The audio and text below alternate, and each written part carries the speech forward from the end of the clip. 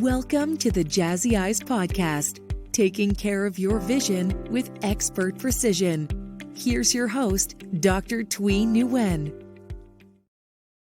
Hello, everyone, and welcome to episode number 5 of the Jazzy Eyes Podcast. I'm your co-host, Jeremy Wolf, and I'm joined with none other than your host, Dr. Thuy Nguyen.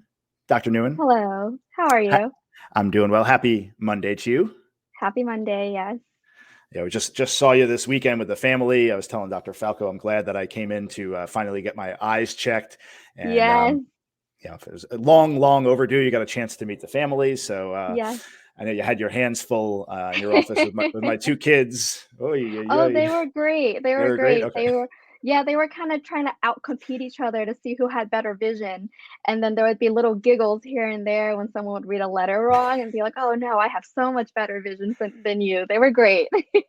All right. Too funny. Good deal. Yeah. So I just spoke with Dr. Falco, and she was talking a little bit about soft contact lenses, some tips, some background about that. So I was hoping maybe you could share a little bit about more specialty types of cases or specialty lenses for our listeners. Right. So Dr. Falco talked about the traditional soft contact lenses, which most people are familiar with.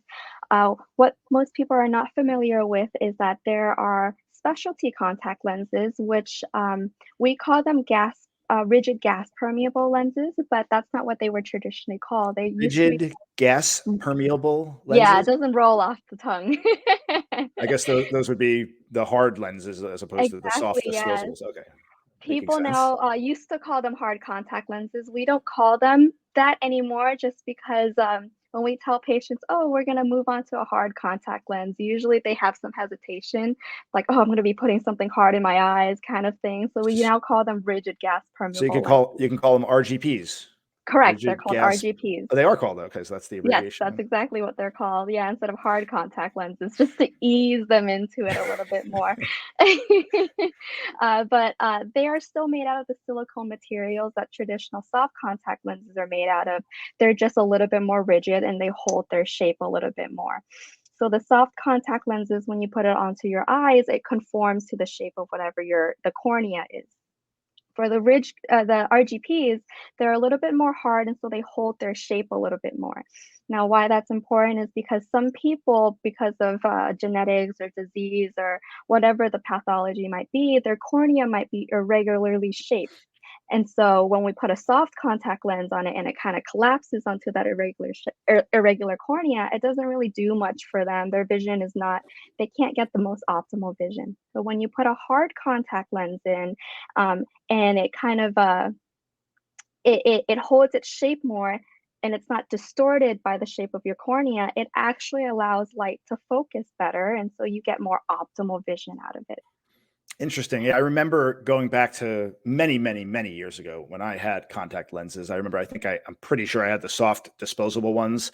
I remember my stepfather, he always had the RGPs. Right. Yes, the RGPs. And I remember I'd asked him, if I recall correctly, why he has those. He said, I'm not a candidate for the other lenses. He had very horrible vision. And I'd imagine that folks that have more severe cases are probably not really candidates for the soft lenses, the more warped your cornea, I don't know how to express the science behind it, but I'd imagine the worse the case you have, the more you need to have an RGP. Is that right? Yes. So RGPs are great for people who have very thin corneas. So when you have an area of thinning on the cornea, the fluid behind the thin cornea kind of presses on that thinness and the cornea protrudes forward, which is now, it creates an irregular cornea. It's not spherical anymore. It's kind of like cone shaped or it's not as regular. Those are people who had Lasik or any other surgery to the corneas before that can cause the thinning and cause the irregular shape. People who have genetic diseases such as keratoconus that also causes irregular corneas. People who have very severe dry eyes, they can also find therapeutic uses out of an RGP. Or those with super high prescriptions that traditional soft contact lenses can't give them the best vision. Those are all good candidates of RGPs. Very interesting. Yeah. The human body never ceases to amaze me how we've evolved into what we are, especially the eye. It's so fascinating how It is. it works. And,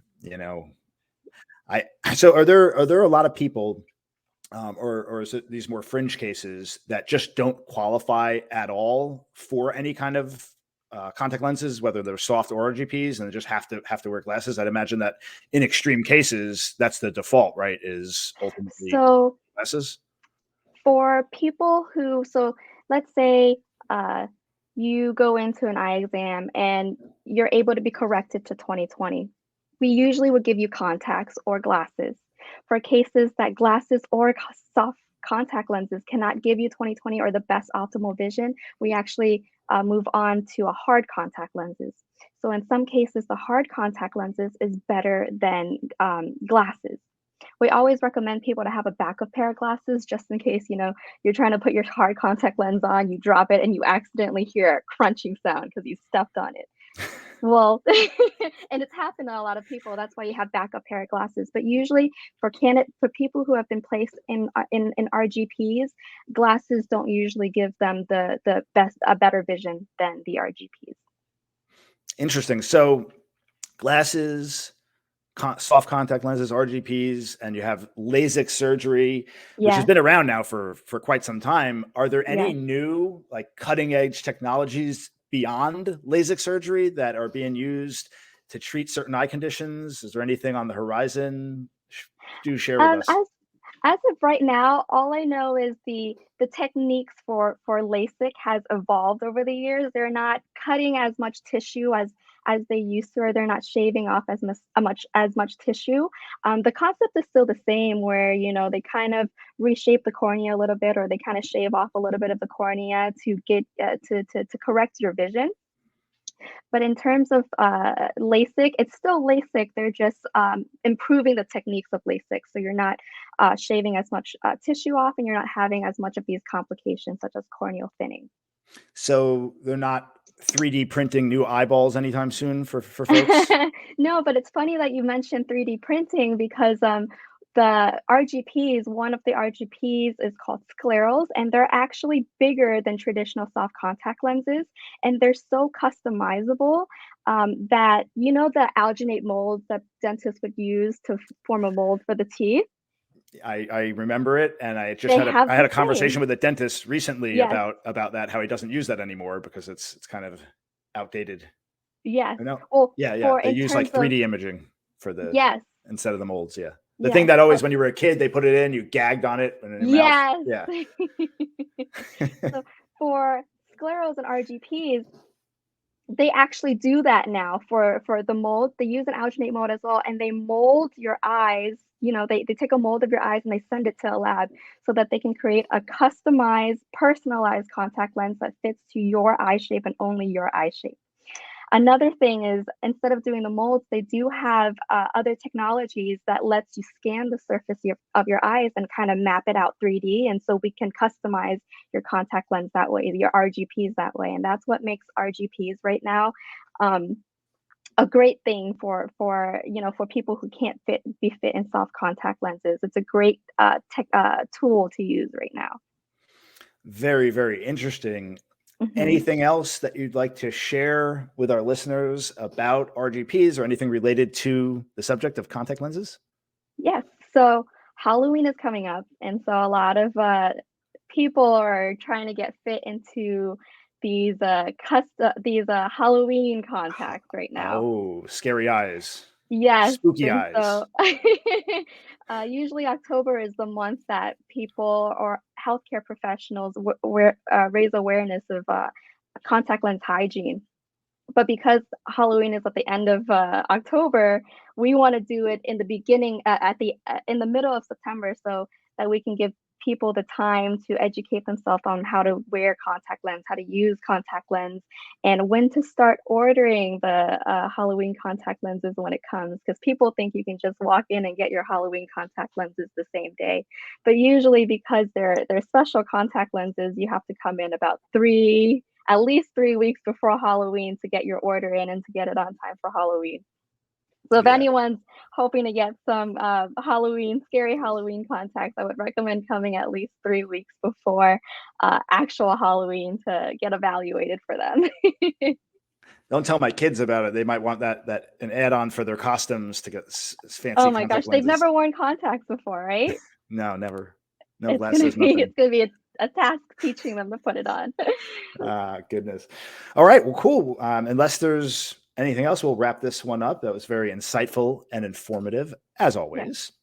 So Yeah. it's always a pleasure getting a chance to talk to you and have you share your expertise. So until next time, thank you, listeners, for tuning in, and we'll see you on the next episode of the Jazzy Eyes podcast. Everyone have a wonderful day.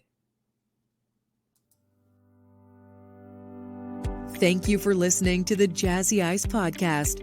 For more information, visit jazzyeyes.com or contact 954-473-0100.